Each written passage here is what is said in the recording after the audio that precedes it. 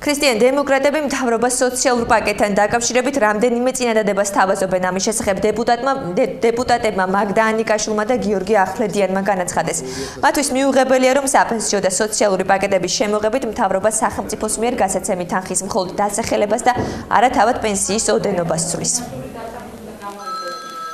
ქრისტიან დემოკრატები წარმოადგენთ ალტერნატიულ საპენსიო რეფორმას, საპენსიო პაკეტს, რომელიც ითვალისწინებს სოციალური პაკეტის ყველა მიმღებისთვის ჯანმრთელობის დაზღვევის პოლისებს. საუბარია პირველ რიგში მეორე ჯგუფის შეზღუდული შესაძლებლობის მქონე პირებზე, მარჩენალ დაკარგულებზე, აქ ჩვენ გულისხმობთ დედმამითობელ ბავშვებს, ტერიტორიული მთლიანობისთვის დაღუპულთა ოჯახის წევრებს და პოლიტ რეპრესირებულთა კატეგორიას.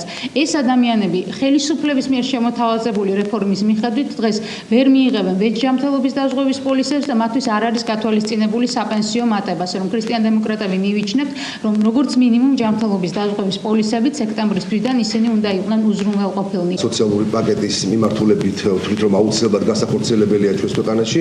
ეს არის ის 45,000 ადამიანი ჩვენს ქვეყანაში, რომელიც შეიძლება თამამად ჩაითვალოს ყველაზე დამსახურებულ ნაწილად ჩვენი საზოგადოებისა. ეს გახლავთ ომის მონაწილე ვეტერანები.